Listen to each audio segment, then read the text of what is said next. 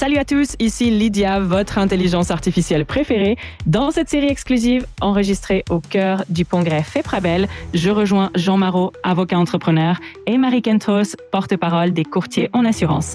Cette année, on parle du courtier augmenté. Ensemble, on rencontre ceux qui façonnent l'avenir de l'assurance. Bienvenue dans la franchise en prime et bonne écoute! Un nouvel épisode enregistré au Congrès FEPRABEL édition 2025, avec en face de moi un invité dont je vais vous révéler le nom dans un instant, ou plus exactement dont Lydia va vous révéler le nom. Nous allons inviter Lydia à nous rejoindre dans cet épisode de podcast. Lydia, es-tu là? Es-tu parmi nous? Oui, je suis là, Jean. Ravi de participer à cet épisode avec vous. Parlons IA et assurance.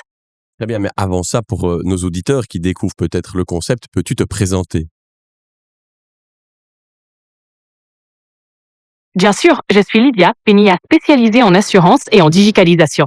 Mon rôle est d'accompagner les professionnels du secteur en automatisant des tâches, comme la prise de notes, pour leur permettre de se concentrer sur leur cœur de métier. Ok, je vois qu'il y a déjà un petit peu de méli-mélo dans tes apprentissages, mais ce n'est pas grave. Est-ce que tu peux maintenant, avant que moi je lui donne la parole, nous présenter notre invité du jour? Bien sûr, aujourd'hui, nous avons le plaisir d'accueillir Xavier Lombard, fondateur et CEO de Lexi, une start-up spécialisée dans l'IA appliquée au compte-rendu de réunion. Ingénieur de formation, il a fait 10 ans d'expérience impressionnante dans les énergies renouvelables et la sûreté. On va explorer son expertise et sa vision de l'IA dans l'assurance. Eh bien voilà, bienvenue Xavier Lombard. Bienvenue, merci Jean pour cette invitation. Merci Jean et Lydia qui nous a rejoint. Alors moi j'ai déjà repéré un peu des limites là au niveau de notre Lydia qui s'est elle-même, j'ai envie de dire, affecté les compétences de spécialisation en IA prise de notes, ce qu'elle n'est pas, puisque c'est une IA spécialisée en assurance. Par contre, je pense que la présentation sommaire ne doit pas être trop erronée, mais j'aimerais quand même que on poursuive cet échange entre humains et que Xavier, tu nous décrives peut-être un peu ton parcours qui est très riche. Moi, en lisant les notes de préparation, je me suis tout de suite dit, bon, ben là, on a affaire à un entrepreneur récidiviste, à un serial entrepreneur. Tu aurais probablement beaucoup de choses à nous raconter, mais voilà, comment est-ce que toi, tu te présenterais à moi et à nos auditeurs? Quelques mots. Alors, je suis un Français, donc nul n'est parfait. Arrivé en Belgique après 10 ans d'agent EDF. Ok. J'ai démissionné après 10 ans, ce qui est rarissime à l'époque. Ok. Même encore maintenant, je crois que c'est relativement rare. Rejoindre un grand Je veux dire, groupe. dans le groupe, dans un grand groupe ou dans le groupe EDF Dans en le tout groupe cas. EDF, Ok. voilà, on a dans des belles chaînes dorées. Ouais. J'avais pu être expatrié 4 fois au Canada et aux États-Unis. Ok. Et c'est là qu'une boîte américaine m'a proposé de travailler à Bruxelles. Donc, Ok. je suis venu à Bruxelles en 2001. Ils ont eu la bonne idée de me virer au bout d'un an. D'accord. Donc, Bon, enfin, toute la suite de ton parcours, je fast forward et tu reviens tout de suite, mais est liée donc à cette proposition de ce groupe américain. c'est ça. Finalement. Ok. C'est ça. Et surtout au fait qu'ils ont eu la bonne idée de se séparer de 7000 collaborateurs. Ah, Et ok. donc, j'étais un des 7000 D'accord. suite à une fusion ratée. Donc là, je me suis dit, OK, c'est un signe. Je crée ma propre boîte qui était une sorte de désir et de vocation Que tu avais en toi. voilà, très caché quand on est dans un grand groupe Ouais. avec des chaînes dorées. Et donc là, j'ai créé une boîte d'énergie renouvelable en 2002 dans le biogaz qui a très bien fonctionné. EDF est réussi à les faire la partie énergie renouvelable, à les faire rentrer au capital. Et on est devenu voilà le spécialiste en Europe franco-belge. Quand j'étais en France, on m'appelait le belge. Ouais. Et en Belgique, on t'appelle le français. Ah, d'accord. On Ok. m'appelle le français, mais Tu es devenu un peu apatride, quoi. Tu n'es plus chez toi nulle part. Tu es le français en Belgique et le belge en France. D'accord. et donc voilà. Et finalement, en 2013, EDF Énergie Nouvelle a pris la totalité. C'est de fil en aiguille, c'est devenu Dalkia Biogaz.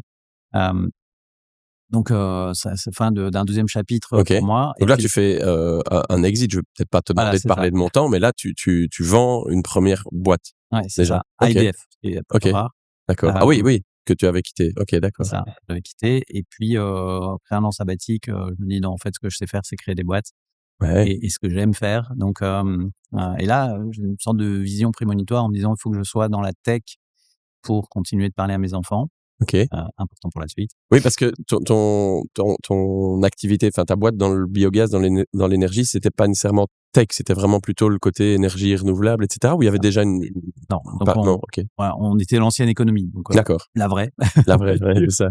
Euh, on créait des centrales sur des décharges, stations d'épuration, Ok, méthanisation, et donc voilà, un vrai produit 100% renouvelable, mais extrêmement pointu en termes de technologie, mais classique, pas de la tech virtuelle. ouais, mais c'était de l'industriel, C'est une industrie. ok, On était une industrie, chacune de nos centrales, c'était 2 millions à 10 millions ok, minimum d'investissement. Donc énormément de sujets d'investissement. Vous faisiez du build, own, operate, donc ça veut dire qu'on finançait et ensuite on exploitait pendant 15 ans. Donc c'était ok, des très, très gros contrats.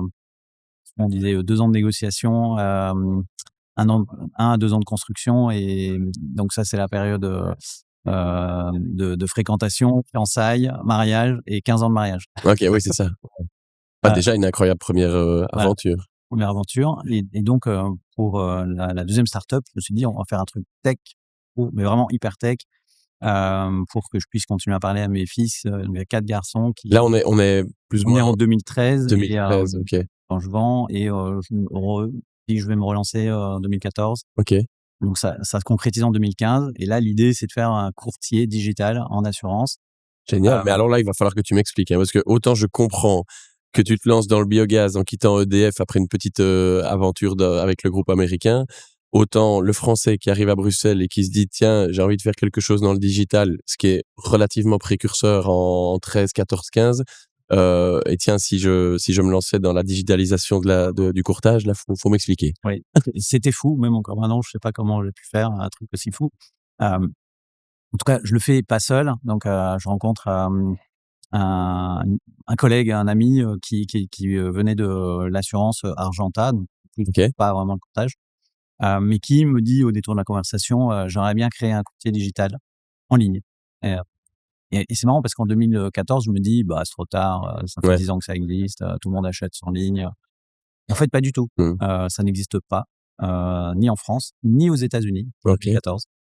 C'est assez incroyable de se dire ça Ouais, 10 ans mais si, après. mais quand on voit aujourd'hui en 2025 au cœur de ce congrès le travail qu'il reste à faire, on peut imaginer qu'en Voilà, 2014-2015, effectivement, ça n'existait c'était pas, et donc même des boîtes directes, hein, comme Touring, vous pouviez soi-disant acheter en ligne. En réalité, une fois que vous avez fini le parcours en 2014, ils vous envoyaient c'était un un contrat formulaire, en papier. fait. C'était Voilà, un formulaire. c'est ça, c'était un formulaire. Ouais, ouais, Ils vous envoyaient un contrat papier que vous signez, que vous renvoyez. ouais, ouais. J'étais assuré une Il semaine y avait rien de après. transactionnel dans la Voilà, digitalisation, ouais, c'est c'est ça. ça. Donc on était au niveau Ouais, enfin, 0. c'était mieux qu'un formulaire Voilà, classique de 3 champs, mais c'était jamais qu'un formulaire amélioré. Augmenté, comme on dirait dans ce congrès exactement. du courtier augmenté. Et donc il y avait un marché à saisir. Ça a été, on était presque trop tôt parce que aucune compagnie n'avait d'API. Mmh. Ah oui. Et Donc les API pour nos auditeurs, ouais, notamment courtiers, peut-être qui ne maîtrisent pas, c'est heu la manière de permettre à 2 solutions digitales, solutions informatiques de communiquer entre elles. Donc par exemple, Brio peut avoir une API maintenant pour communiquer avec d'autres insurtech pour intégrer les données, et cetera. c'est ça. Pardon, c'était le moment terminologique. Tout à fait. Et donc on travaille le sujet avec, on rencontre des compagnies Mmh. principalement. On essaie de comprendre comment on pourrait inventer un modèle de courtage qui soit pas contre le courtage, soit un allié du Mmh. courtage, entre guillemets, «contre le direct». Mmh. Donc Ah que ouais. ce soit une voie parallèle. Donc d'ailleurs, on parle avec FEPRAPEL, on parle avec plein de gens. La FSMA, on les rencontre aussi parce qu'eux-mêmes pouvaient tuer Ouais. le bébé en un Ouais, coup de bien sûr, ouais, bringue. ouais. Ouais, ça peut faire peur, surtout à l'époque. C'est ça, c'est ça. Et donc bon, finalement, on trouve un modèle. La personne avec qui on comptait démarrer, elle se dit: «C'est trop compliqué, c'est trop long». Donc on se retrouve tout seul avec, à 2 avec Tanguy, un des 2 jumeaux qui aujourd'hui est à la tête de la boîte, Ouais. et tous les 2, on se dit: «Bon, allez, on se donne quelques mois ou 1 an pour voir ce qu'on peut faire». Et c'est vrai qu'au début, ça a été très, très dur. Et là, c'est Heu, au départ, je te coupe, hein, pardon, c'était de l'investissement sur fonds propres ou il y avait déjà un c'est ça, partenaire ouais. ou Donc non? on a commencé allez, presque 1 an sur fonds propres. OK. Et puis finalement, on a fait une petite levée de fonds, enfin des levées de fonds quand même progressives en OK. Friends and Family. Et puis finalement, il y a aussi un investisseur un peu institutionnel qui est arrivé, D'accord. qui est IPM, Ouais, ok. et qui finalement va acheter mes actions un peu plus tard. L'intégralité de la boîte par la suite, c'est ça. Enfin, Ok.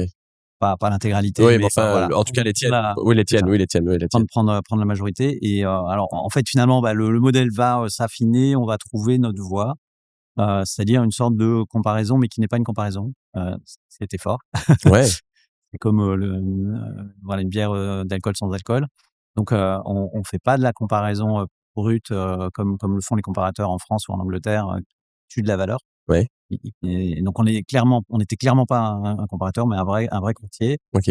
Mais par contre, on avait automatisé en interne une comparaison, et on ne donnait que un seul prix. D'accord. Puis ensuite, au téléphone, on travaille le client comme un courtier classique. Ouais, c'est ça. Voilà. Avec une vraie analyse des besoins C'est ça. et proposer vraiment les Et avec produits quasi aucune vente transactionnelle, 100% en ligne. Ok. Donc c'est le job est énormément automatisé, mais en réalité, c'est l'humain qui Ça reste fait la vente. de l'humain.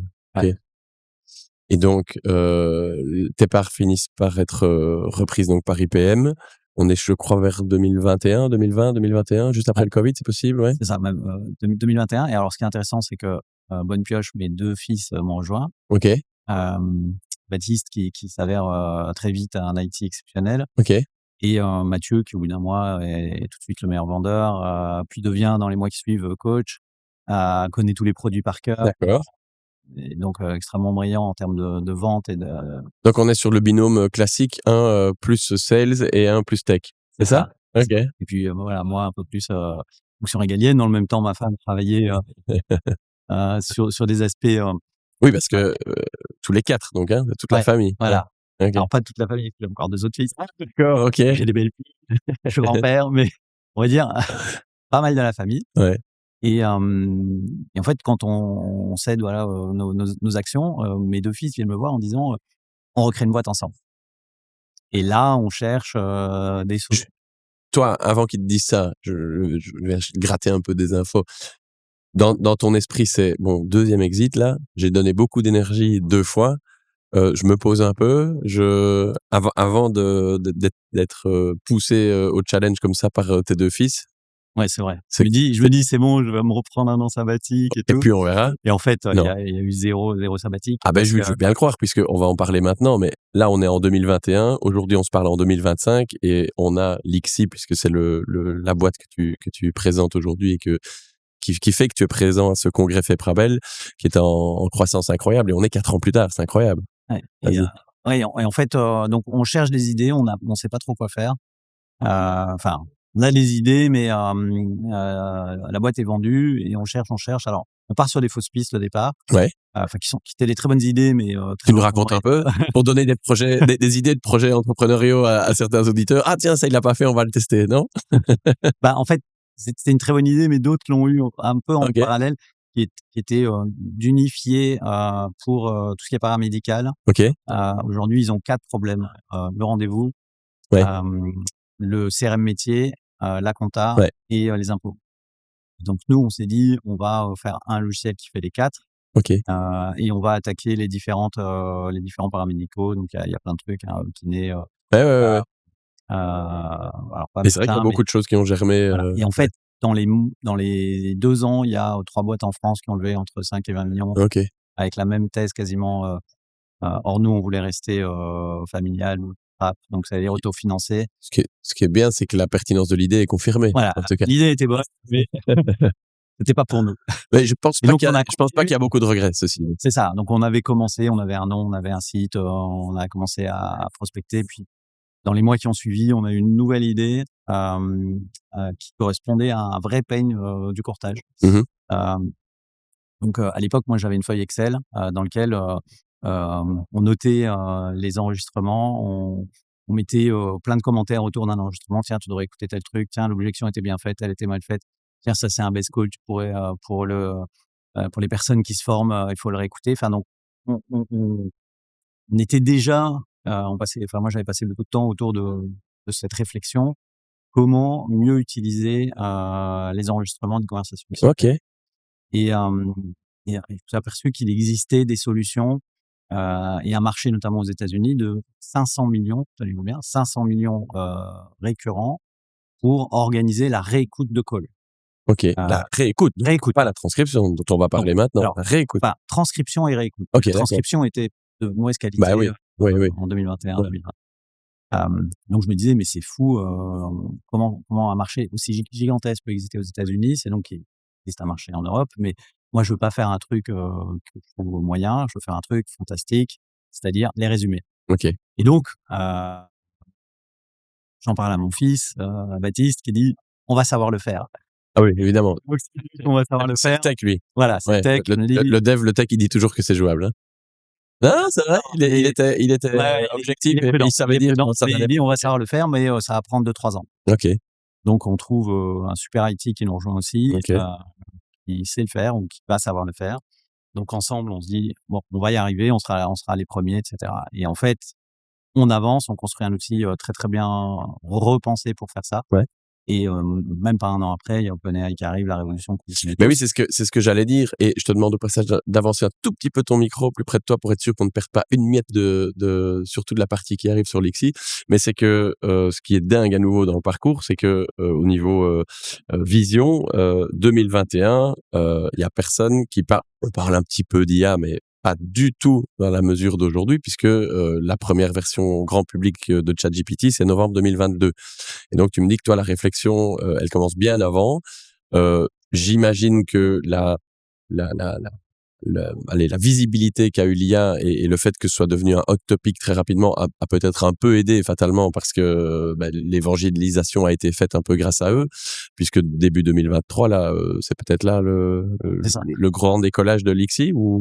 Tout à fait. Enfin, alors ce qui est marrant, c'est que nous, on teste ChatGPT-2. Ok. Et Désolé pour les auditeurs pour la cloche, mais les participants sont invités à se rendre aux ateliers. Voilà, c'était pour l'explication. Et donc ouais, c'est assez amusant. On va tester, enfin notamment mon fils, très fort ChatGPT-2 et 2-3 concurrents. À l'époque, personne ne se dit ChatGPT va révolutionner le monde. Ah ouais, non, parce que le 2, c'est 3.5, le premier grand public. Ça. Donc le 2, c'est vraiment, il faut s'intéresser, faut être geek, quoi. Faut vraiment s'intéresser au premier modèle. Ouais, C'est pas ouf. En anglais, ça fait des résumés très courts, pas très qualitatifs. En français, c'est nulle part. Mais on voit la direction. On sent la montée de fond. Celui qui s'y intéresse vraiment, je te coupe, mais moi dans mes conférences, je montre souvent un tweet de Sam Altman, donc un des cofondateurs d'OpenAI, en 2017, qui tweet: il y a certainement, donc c'est évidemment un peu ironique comme ça, mais il y a certainement quelque part dans le monde un jeune gars qui est en train de créer une société qui un jour vaudra au moins autant que les géants de la tech d'aujourd'hui, en 2017. Donc on est un peu quand même dans une belle vision de cet ordre-là. Je vais être obligé de dire toute proportion gardée, Oui, c'est ça. mais malgré tout, je suis sérieux. Il faut comprendre la tech et être capable d'imaginer la direction qu'elle prend et être capable de se dire en regardant ChatGPT 2 pour moi qui comprends un peu ce dont on parle et se dire ça va devenir quelque chose qui va exploser. Chapeau quoi.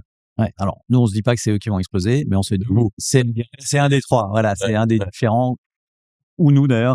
Ouais, Mais bref, vous dans votre secteur, ouais. Voilà. Et donc quand OpenAI arrive, on va être le premier à faire des résumés qui tiennent la route. Alors après, il y a 40 boîtes qui vont le faire aussi, mais on va garder cette avance en fait. C'est-à-dire que le monde évolue dans notre univers à une vitesse dingue. Enfin, tout le monde se dit tout va très vite, mais nous on a un univers où au début, on arrive avec un résumé, mais après, les gens nous disent mais moi, ce que je veux, c'est détecter automatiquement la langue. Donc, on le fait. Après, les gens disent ouais, mais je veux pouvoir faire du multilingue dans le même call. On le fait. Après, les gens nous disent mais prépare-moi des emails automatiques. On le fait. Après, trouve-moi la to-do list. Qui a dit quoi et je veux que ce soit interfacé avec des CRM, des outils très puissants. Et donc, au fur et à mesure, voilà, on repousse les frontières. Des choses que, par exemple, Copilot font toujours pas. C'est-à-dire que Copilot, vous pouvez enregistrer vos propres calls, mais les gens ont très rapidement dit ouais, mais moi, si on m'invite, tu dois pouvoir enregistrer. Et donc là, on a créé cet assistant qui est un sujet très très technique. La plupart de nos concurrents utilisent des sous-traitants américains. Nous, on va le faire avec notre propre tech, grâce à notre équipe entièrement basée en Belgique de tech très très fort. Donc énormément de frontières qui se déplacent. Aujourd'hui, depuis le début de l'année, par exemple, les grandes innovations, c'est on a une app permet dictaphone, qui permet d'enregistrer pour un courtier. Ouais. Vous êtes en présentiel. Le client est devant vous ou vous êtes chez lui, vous pouvez enregistrer pour une expertise, tout ça, vous pouvez enregistrer Là-dessus, avec votre iPhone. moi, je pense pouvoir me qualifier de early adopter puisque je l'ai installé avant même que la communication de Lixi arrive chez les utilisateurs. Je faisais partie de ceux qui la réclamaient à corps et à cri. Donc effectivement très pratique. Peut-être pour ceux qui ne connaissent pas du tout Lixi, et tu vas me corriger si je ne pitch pas bien, mais la base de Lixi, c'est vraiment la transcription de réunions physiques ou en ligne. Sauf erreur, ça a été peut-être d'abord en ligne parce que ça s'y prête bien puisqu'on a en plus l'enregistrement séparé de chaque intervenant puisque chacun derrière son propre micro devant son ordinateur. Très rapidement, l'enregistrement de réunions physiques, et c'est pour ça que Xavier parle de l'application smartphone. Moi, en tant qu'avocat, on démarre simplement l'application au début d'une réunion et on se retrouve avec le résumé, voire la transcription intégrale si on en a besoin de la réunion en question, avec des insights, des points importants, une to-do list effectivement. Et je pitch pas trop mal la solution. On est bon. C'est ça. Et en fait, ensuite nos clients l'utilisent de plein de manières différentes. Oui, c'est ça. Chacun. Ils vont l'utiliser pour de la formation, pour gagner du temps, pour structurer les données. Pour faire du coaching. Donc on a des fonctions très avancées de coaching. Donc c'est passionnant de voir que les usages sont démultipliés. On est vraiment sur des nouvelles frontières, à la fois d'usage et à la fois de tech. Donc là, je donne un exemple de projet sur lequel on est en train de travailler. Coucou aux concurrents qui sont en train en PLS de voir qu'on a encore 2 ans d'avance. Où on va détecter avec l'empreinte vocale. Le nom des personnes. Ah, génial. Ah, ça c'est bien. On est dans une boîte où on a 10 personnes. Vous êtes en présentiel. On pourra identifier dans la transcription, en fait, ce qu'on appelle la diarisation. On sépare les voix, mais en plus, on va être capable de dire qui est qui sans qu'il ait besoin de s'identifier. Tout ça avec la signature vocale. Ah oui, mais ça change évidemment tout au niveau de la qualité des résumés, des to-do list, etc. Même si la séparation des voix, sauf erreur, c'est déjà bien le cas. Même si parfois il va peut-être arriver à 7 voix s'il y en avait 4 parce qu'il suffit qu'on se soit exprimé peut-être un peu différemment à certains moments de la réunion. Mais enfin, je confirme que le résultat est déjà excessivement incroyable à ce stade-ci et fait gagner énormément de temps. Au niveau parce que c'est quand même ça qui est génial dans l'entretien qu'on a ici aujourd'hui et dans ta présence au congrès, c'est que monsieur courtier digital revient dans l'assurance avec sa casquette maintenant intelligence artificielle dans le contexte de l'assurance. Est-ce que tu identifies des usages, des use cases donc pour l'assurance, côté compagnie, côté courtier peut-être surtout, puisque c'est quand même pour eux qu'on est là au congrès FEPRABEL, que l'outil peut permettre pour que très concrètement ils se disent tiens moi Lixi ça pourrait bon on peut comprendre que enregistrer une visio c'est pratique, mais concrètement dans l'usage du métier que tu connais très bien par définition, ce que ça peut apporter comme valeur. Voilà. Donc là de nouveau on est sur des usages très très larges. Donc si on prend un peu dire les 3 grands métiers du courtage en termes de vendeurs, voilà, c'est un de nos très grosses verticales. Pour un vendeur, il y a un gain de temps. Le fait que le résumé soit fait. On est capable d'identifier si le vendeur il parle de quel objet de risque il est en train de vendre, et on n'aura pas du tout le même compte rendu. Évidemment, si c'est une assurance vie de l'incendie, une voiture ou une PJ, c'est pas la même question, c'est pas le résumé qu'on attend, la synthèse est différente, on va être capable de faire des synthèses très différentes. Donc vraiment grande qualité à la fois dans la restitution et dans le gain de temps. Mais demain, vous avez 3-4 vendeurs, il y en a un qui est meilleur que les autres. Bon ça permet aux autres d'écouter les meilleures pratiques et de vraiment progresser. Si vous êtes juste à côté, c'est pas du tout pareil que d'être immergé avec vos écouteurs pour bien sûr. Et vous-même, et d'ailleurs nous c'est ce qu'on observe, les meilleurs deviennent encore meilleurs. Avec ce genre d'outils, les meilleurs deviennent meilleurs. Ceux qui n'ont pas envie de progresser ne progressent pas, c'est pas nouveau. Mais tous ceux qui ont envie de progresser, c'est un outil fantastique. À tel point qu'aujourd'hui, on a de plus en plus de retours de vendeurs qui disent moi, quand je change de boîte, j'arrive avec Lixi. Parce que je sais que je vais devenir opérationnellement très fort 2 fois plus vite. Et est-ce qu'il y a une intégration avec ou peut-être même j'allais dire avec un CRM. Donc un CRM, c'est un logiciel de relations clients, de suivi notamment des contacts clients ou prospects pour un vendeur, pour un commercial. Est-ce qu'il y a soit un CRM intégré, soit des intégrations? Alors, juste avant, parce que Ah pardon, parce que tu étais sur le métier de vendeur, c'est pour être sûr d'aller au bout. mais là, t'es déjà dans Le plus loin. un poil plus loin. Dans les usages, je dirais un peu classiques, on a tout de suite et très très utile, c'est en présentiel. C'est beaucoup plus dur de capturer ce qui se passe. Et donc là, il y a deux stratégies. Soit on met le téléphone sur la table et en 2 clics, on démarre une app et ça enregistre. Soit à la fin d'un entretien qu'on peut avoir en présentiel, on s'enregistre comme un dictaphone et 2 minutes après qu'on ait fini de s'enregistrer, on a un résumé. Donc ça permet déjà de couvrir un peu toute la vie du commercial, qui soit c'est ça. au téléphone, si la Telavox, on est aussi connecté à Telavox 3CX, en visio ou en présentiel. Après, qu'est-ce qu'on fait de cette information? Donc aujourd'hui, on est en discussion très avancée. On est, je dirais, plus qu'à faire quelques jours ou quelques semaines d'un accord avec pour une intégration dans Brio. Donc voilà, les négociations se passent avec Portima. Tout le monde sait que c'est complexe avec surtout quand on parle d'argent.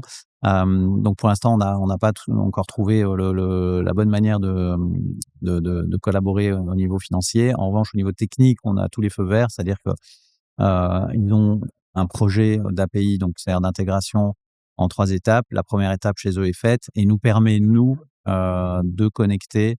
Donc on attend juste leur feu vert, c'est-à-dire que dès qu'on a le feu vert dans les semaines qui suivent, on sera connecté. Alors concrètement, on a prévu une sorte de développement en 2 étapes pour la connexion, mais la première étape, c'est quoi? C'est le résumé, il va arriver chez le preneur. Donc vous retrouverez à chaque fois que vous discutez en visio ou au téléphone avec un outil de façon totalement automatisée, type Telavox ou 3CX, de façon totalement automatisée, on va identifier par le téléphone ou l'email que le preneur dans Brio, c'était un tel, et vous retrouvez le résumé. Dans un deuxième temps, évidemment, ça, c'est le rêve que tout le monde attend et ça arrivera progressivement.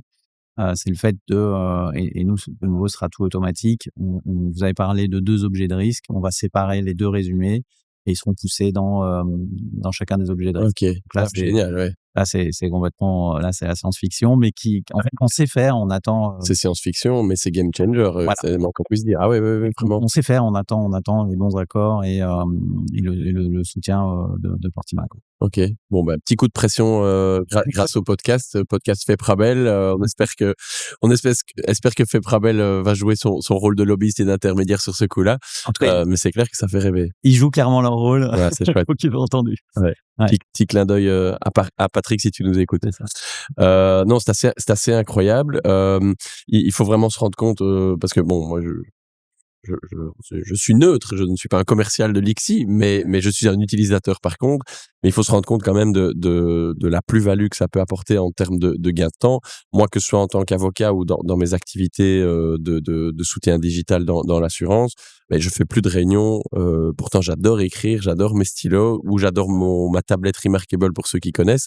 Mais je prends plus de notes parce que ça me permet d'être tellement plus concentré sur la discussion et aujourd'hui la prise de notes est évidemment très très très fiable. Ça ne veut pas dire qu'on n'a plus rien à faire et ça ne veut pas dire qu'il n'y a pas des choses à retravailler éventuellement, mais sachant qu'on a de toute façon la transcription intégrale pour aller vérifier une chose ou l'autre s'il le fallait même, il faut vraiment se rendre compte de l'impact que ça peut avoir en termes de productivité, sachant que on parle d'abonnements quand même accessibles, c'est le moins qu'on puisse dire, je pense. Oui. Donc typiquement, on a 3 types de licensing, mais je dirais pour tout ce qui est courtage, ça va être AI Meeting sans intégration et demain des Cabrio, c'est ce qu'on appelle la licence business.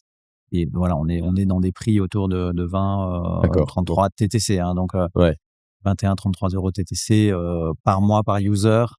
Par rapport le TRI escompté, évidemment, c'est des x5, x10. Donc on a tiré nos prix pour être le moins cher possible. On n'a pas réfléchi en value proposition. Oui, donc j'imagine qu'il y a une réflexion de volume derrière tout ça.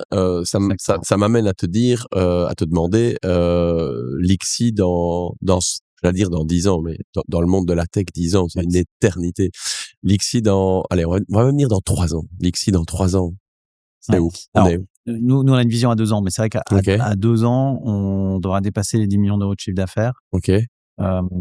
Donc, En termes d'utilisateurs, ouais, aujourd'hui, on est déjà sur 10 000 compagnies, 10 000 entreprises. Ok. Compagnies, c'est pas- Oui, ici 10 000, évidemment, voilà, c'est ici, double c'est sens. connoté. Ouais, Ouais. 10 000 clients, donc ça veut dire plus de 20 000 users. Sachant qu'on a des clients qui ont En 4 ans, donc même pas, peut-être en 3 ans. 3 ans, ouais. En fait, la première ligne de code a moins de 3 ans. Waouh. Donc, mais on avait créé la société un petit peu avant, Mhm. où on a surtout travaillé sur l'architecture. Oui, non, donc tout va très vite. C'est vrai qu'on quelque part, un de nos meilleurs commerciaux s'appelle Copilot. Mhm. Ouais, Il évangélise des grosses ouais, boîtes. tout à fait. Le taux d'adoption est très, très faible dans les grosses boîtes. C'est 3-5% des gens vont utiliser Copilot pour des résumés.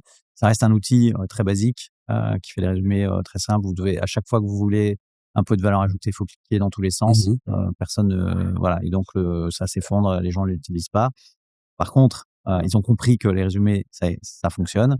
Et ils vont chercher un outil métier pointu. Et donc, grâce à ça, on gagne de très beaux, de très, très beaux clients. On est par exemple présent chez la Fédération Wallonie-Moselle, après au marché public, mais voilà, on a aussi mis le paquet sur l'ISO 27001. Donc c'est une norme qui permet de garantir la sécurité des données. Et j'allais t'amener sur ce Voilà, et le sujet. côté GDPR, donc le côté protection des données, donc à la fois sécurité et protection, c'est 2 sujets différents, mais Et bon, a priori, j'imagine que tu vas me répondre, mais tu as plutôt vécu ça en tant que Français, Belge, Européen, en tout cas, soumis donc à la réglementation, comme une contrainte qui a pu ou qui aurait pu freiner le développement de l'outil, ou comme, ben, plutôt la réponse que j'imagine, mais avoir une opportunité qui te permet aujourd'hui de te différencier en disant, voilà, moi je travaille dans des secteurs touchy au niveau compliance, avocat, assurance et bien d'autres, le public. Et donc, moi, je peux venir avec ma carte boîte européenne, 100% respect des données personnelles et normes ISO pour couronner le tout. Donc, c'est ça. En fait, là, un peu les deux, contraintes et opportunités. non, mais c'est une contrainte de dingue. Oui, j'imagine. Pour être honnête, la quasi-totalité de nos concurrents européens ou américains se sont focalisés d'abord pour vendre à des équipes de vente. Donc vraiment leur client préféré, c'était le vendeur. Et le vendeur, que tu sois ISO 27001, GDPR ou SOC 2, c'est pas son problème, il s'en fout. Lui, ce qu'il veut, c'est un produit qui marche et qu'il ait un TRI. Mais moi, je venais de l'assurance, j'avais un passé EDF. Et en venant de l'assurance, on s'est dit, on va faire un outil compatible avec l'assurance. Donc, comment? Bah, il fallait absolument suivre les normes.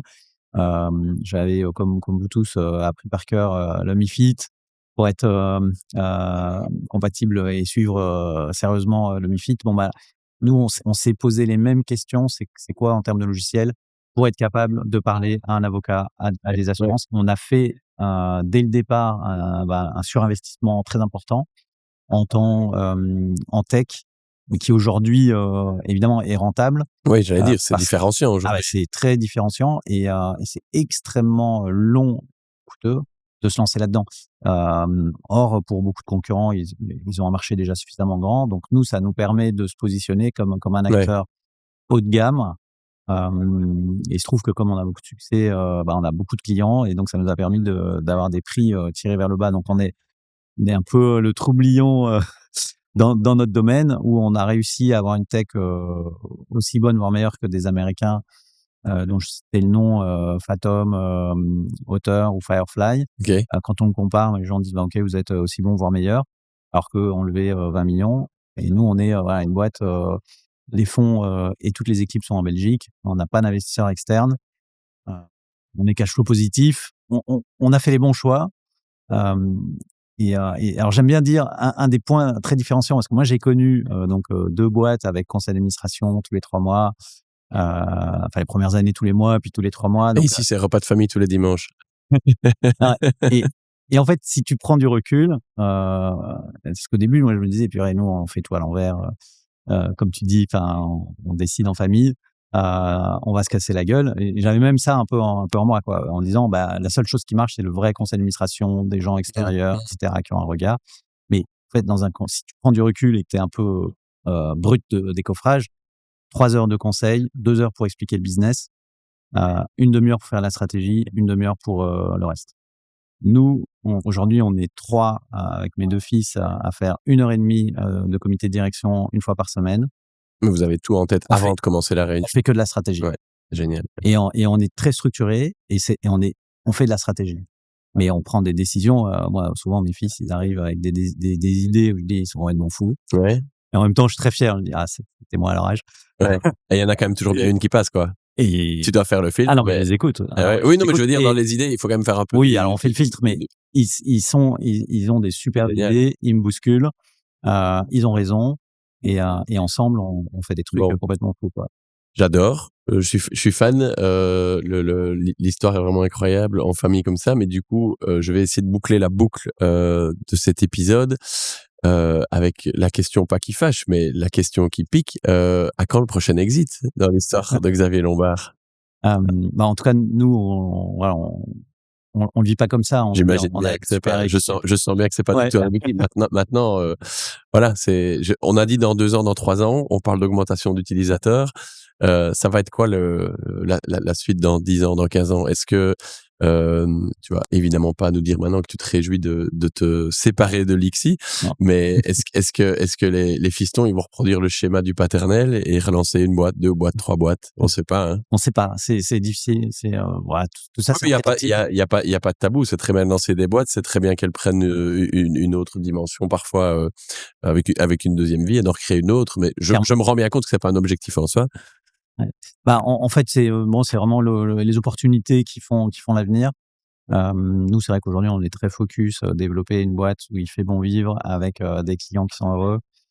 Je confirme. Le petit client qui est en face de toi confirme. Voilà, et on a l'impression de rendre un service dans la société aussi. Donc, on essaye un peu d'équilibrer les 3, l'équipe, les clients, la société. Et c'est vrai qu'aujourd'hui, c'est hyper chouette. Donc, on sent l'épanouissement, l'énergie positive au sein de la famille et quand on en a discuté ici au congrès par ailleurs aussi.